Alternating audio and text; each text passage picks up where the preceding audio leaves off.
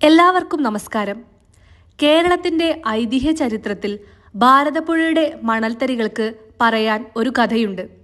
ജാതിയും മതവും മനുഷ്യരെ വിഭജിക്കുന്നതിന് മുൻപേ ഒരേ ചോരയിൽ പിറന്ന 12 പേർ 12 വ്യത്യസ്ത ജന്മങ്ങളായി ജീവിച്ച കഥ. പണ്ഡിതനായ വരരുചിയുടെയും പറയ സമുദായത്തിൽ പിറന്ന പഞ്ചമിയുടെയും മക്കളുടെ കഥ. ഇതാണ് പറയിപെറ്റ പന്തിരുകുലം.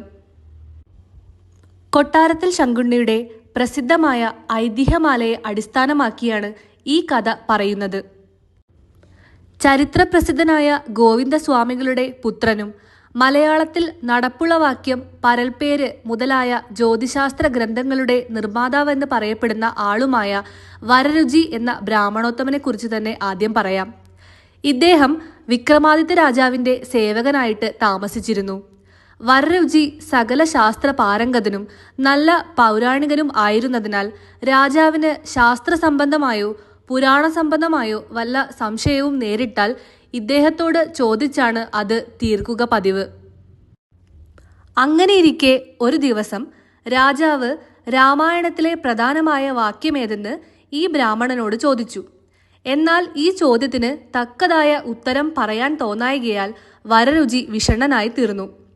ഉടനെ രാജാവ് ഇപ്രകാരം പറഞ്ഞു: എന്നാൽ എവിടെയെങ്കിലും പോയി ആരോടെങ്കിലും ചോദിച്ചറിഞ്ഞ് 41 ദിവസം കഴിയുന്നതിന് മുൻപേ ഇവിടെ വന്ന് പറയണം.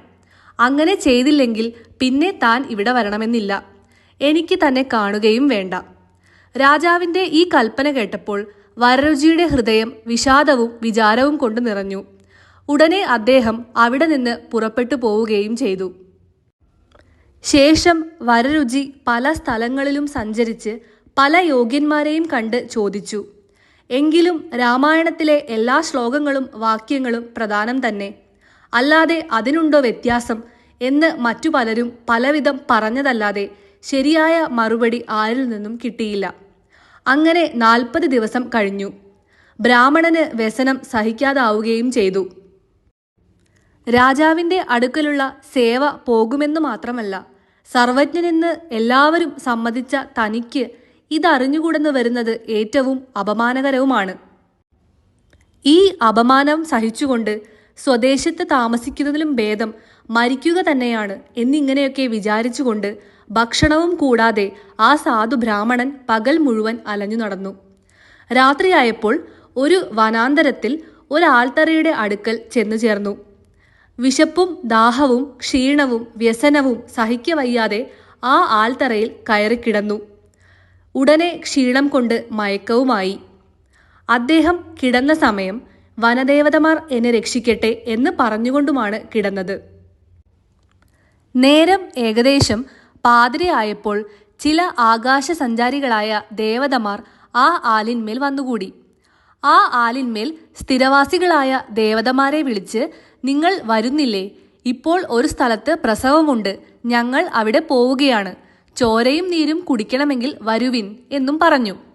അപ്പോൾ ആ ആലിന്മേലിരുന്ന ദേവതമാർ ഇപ്രകാരം പറഞ്ഞു: ഞങ്ങൾക്ക് വരാൻ നിവർത്തിയില്ല. ഇവിടെ ഒരു വിശിഷ്ടനായ ബ്രാഹ്മണൻ വന്നു കിടക്കുന്നു. ഇദ്ദേഹം സ്വരക്ഷാർത്ഥം ഞങ്ങളെ പ്രാർത്ഥിച്ചുകൊണ്ടാണ് കിടന്നത്. അതിനാൽ നിങ്ങൾ പോയി തിരിച്ചു വരുമ്പോൾ ഇതിലേ വന്ന് വിവരം പറഞ്ഞു വേണം പോകാൻ. എന്നാൽ അങ്ങനെയാകട്ടെ എന്നും പറഞ്ഞ് ആ വനദേവതമാർ അവിടെ നിന്ന് പോവുകയും ചെയ്തു. അന്ത്യയാമമായപ്പോൾ വരരുചി ഉണർന്നുവെങ്കിലും വ്യസനത്തോടുകൂടി ഓരോന്നും ഓർത്ത് കണ്ണുമടച്ചങ്ങനെ കിടന്നതല്ലാതെ എഴുന്നേറ്റില്ല. അപ്പോൾ മുൻപേ പോയ ദേവതമാർ വീണ്ടും അവിടെ വന്നു ചേർന്നു.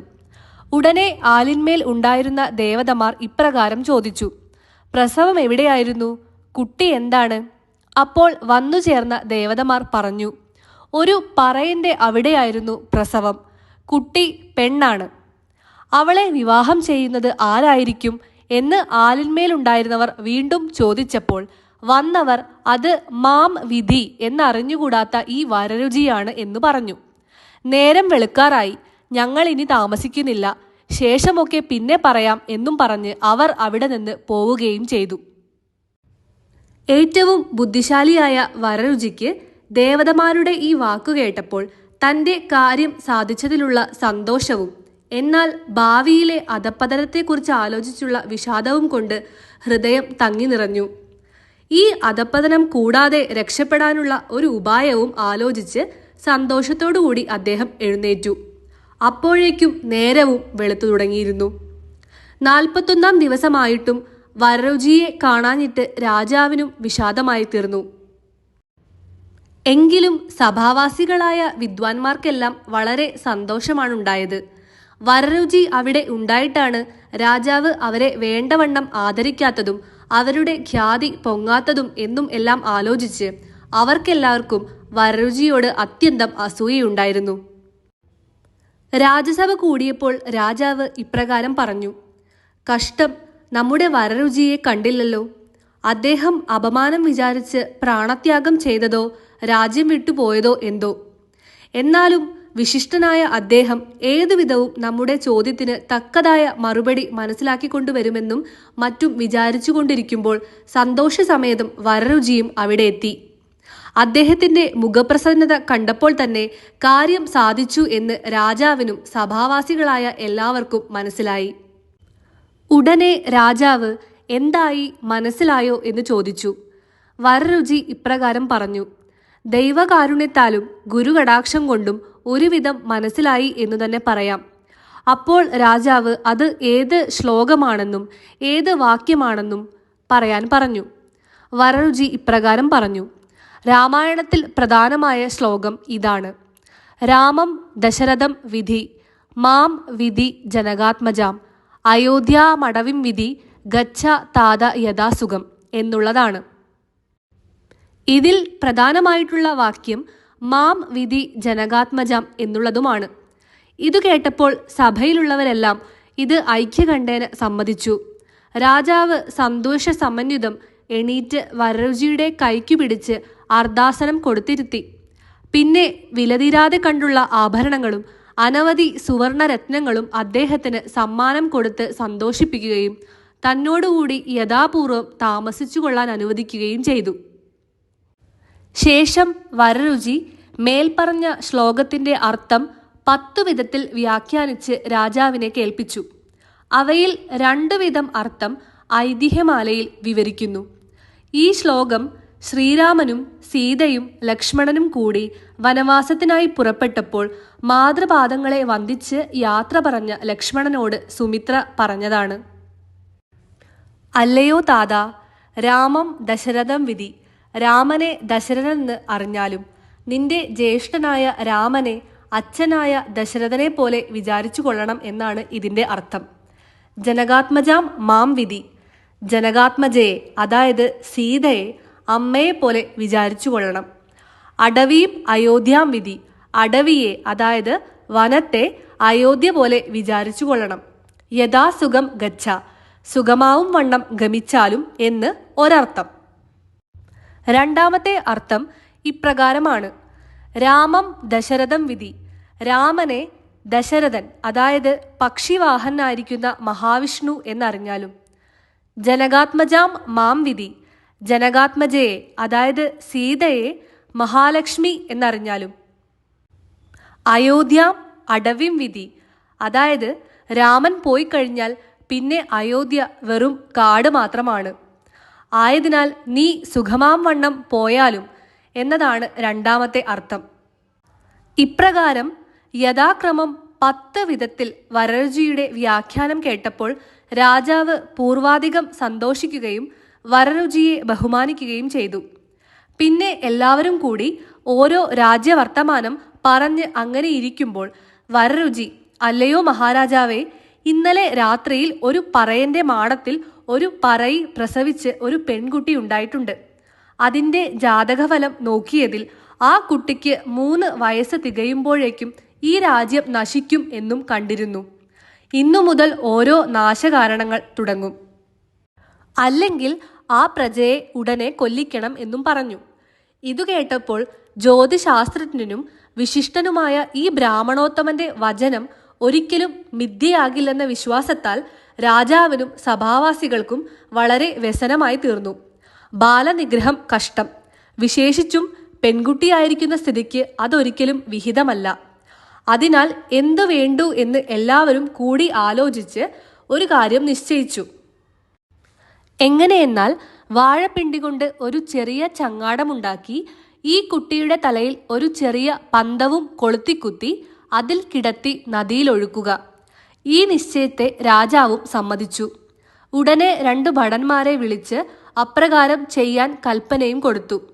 കുട്ടി ഉണ്ടായിരിക്കുന്ന സ്ഥലം ഏകദേശം ഇന്ന ദിക്കിലാണെന്ന് വരരുചി പറഞ്ഞുകൊടുത്തു. രാജഭടന്മാർ അന്വേഷിച്ചു ചെന്നു. കുട്ടിയെ എടുത്ത് കൽപ്പന പ്രകാരം ചെയ്യുകയും ഉടനെ വിവരം രാജസന്നിധിയിൽ അറിയിക്കുകയും ചെയ്തു. തനിക്ക് വരുവാൻ ഭാവിച്ച അധപ്പതനം കൂടാതെ കഴിഞ്ഞല്ലോ എന്ന് വിചാരിച്ച് വരരുചിക്ക് വളരെ സന്തോഷവുമായി. പിന്നെയും അദ്ദേഹം രാജാവിൻ്റെ അടുക്കൽ സേവകനായി താമസിച്ചു. അങ്ങനെ കുറച്ചു കാലങ്ങൾക്ക് ശേഷം വരരുചി സ്ഥിരതാമസം സ്വഗൃഹത്തിൽ തന്നെയാക്കി.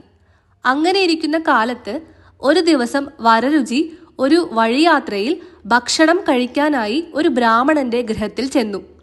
ഉടനെ ബ്രാഹ്മണൻ, വേഗത്തിൽ കുളി കഴിഞ്ഞു വരൂ, ഇവിടെ ഊണുകാലമായിരിക്കുന്നെന്ന് പറഞ്ഞു. അപ്പോൾ വരരുചി ഈ ബ്രാഹ്മണന്റെ ബുദ്ധിശക്തി പരീക്ഷിക്കാനായിട്ട് ഇപ്രകാരം പറഞ്ഞു: ഞാൻ ഊണു കഴിക്കണമെങ്കിൽ ചില നിബന്ധനകളുണ്ട്.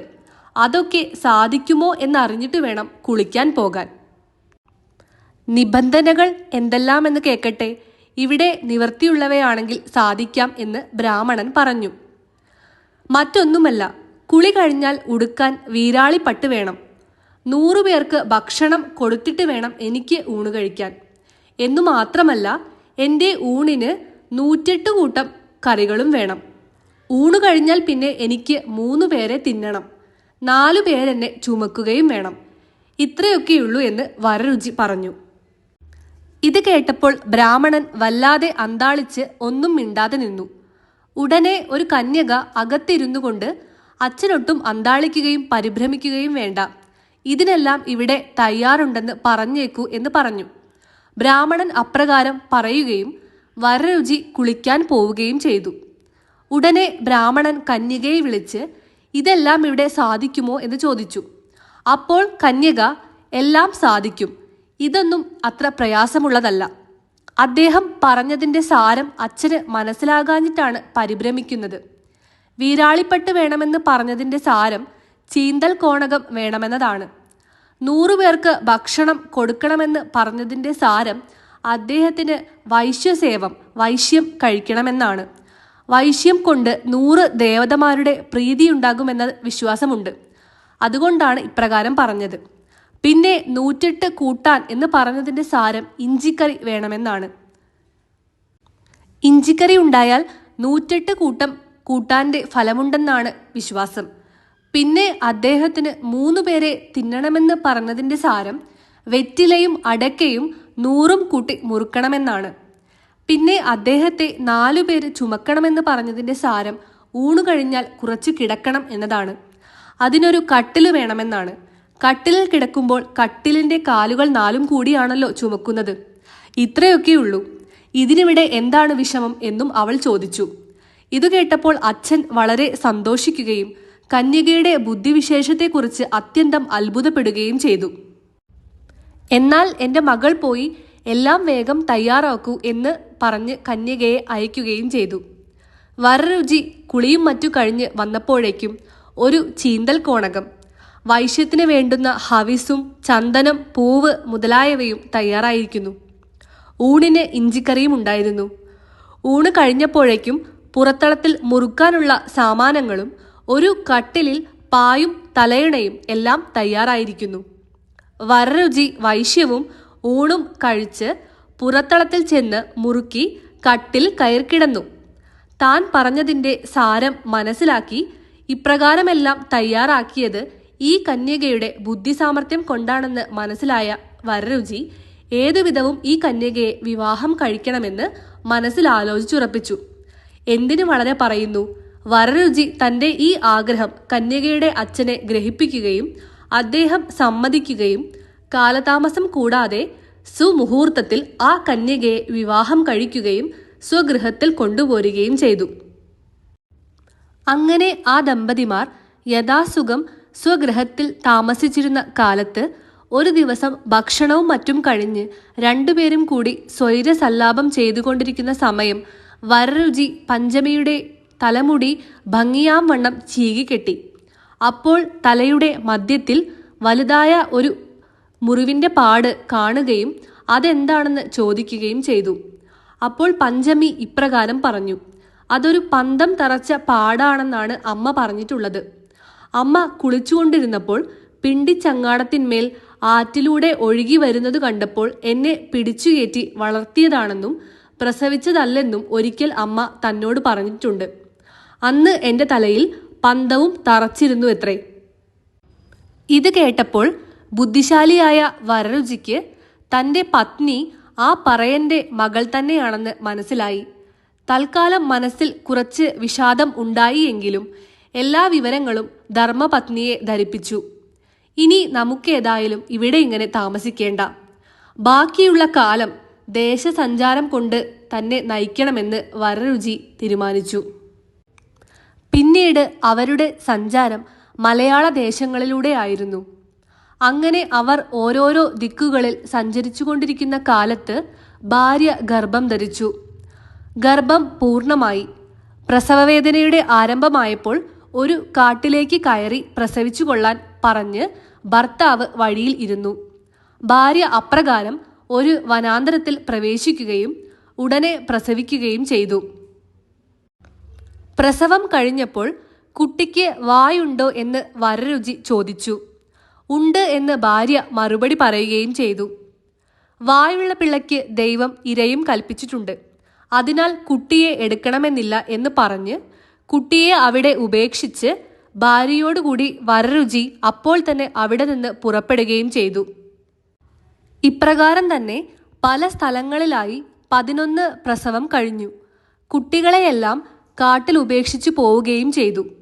ആ 11 കുട്ടികളെയും ബ്രാഹ്മണൻ മുതൽ 11 ജാതിക്കാർക്ക് കിട്ടുകയും അവർ എടുത്തുകൊണ്ടുപോയി വളർത്തുകയും ചെയ്തു.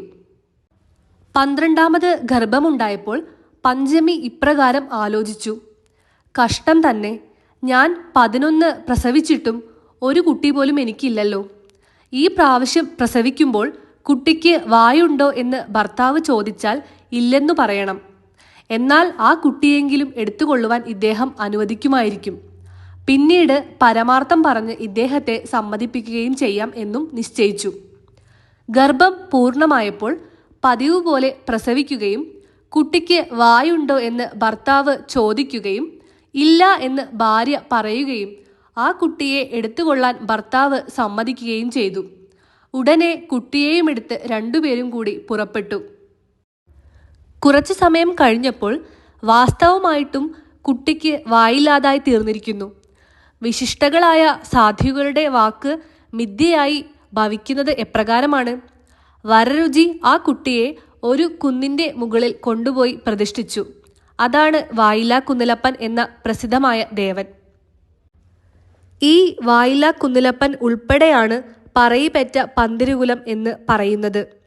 ഈ 12 പേരുടെയും പേരുകൾ ഇപ്രകാരമാണ്: മേഴത്തോൾ അഗ്നിഹോത്രി, പാക്കനാർ, രജകൻ, കാരയ്ക്കൽ മാതാവ്, അകവൂർ ചാത്തൻ, വടുതല നായർ, വള്ളോൻ, ഉപ്പുകൊറ്റൻ, പാണനാർ, പെരുന്തച്ചൻ, നാറാണത്ത് ഭ്രാന്തൻ, വായില്ലാ കുന്നിലപ്പൻ.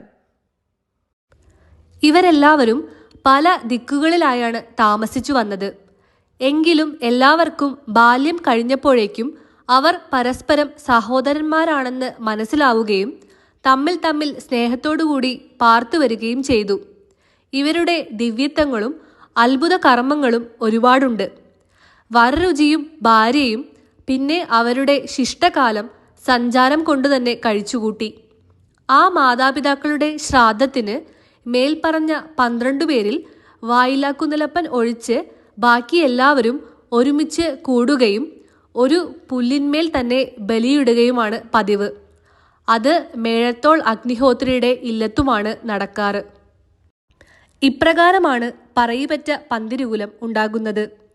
ഇതിൽ പരാമർശിച്ചിട്ടുള്ള 12 പേരുടെയും അത്ഭുത കർമ്മങ്ങളും ഐതിഹ്യവും ഈ വീഡിയോയുടെ 2ാം ഭാഗത്തിൽ ഉൾപ്പെടുത്തുന്നതായിരിക്കും. ഈ വീഡിയോ നിങ്ങൾക്ക് ഇഷ്ടമായെങ്കിൽ ചാനൽ സബ്സ്ക്രൈബ് ചെയ്യൂ. ഐതിഹ്യങ്ങളെ ഇഷ്ടപ്പെടുന്ന നിങ്ങളുടെ കൂട്ടുകാരുമായി ഈ വീഡിയോ ഷെയർ ചെയ്യൂ.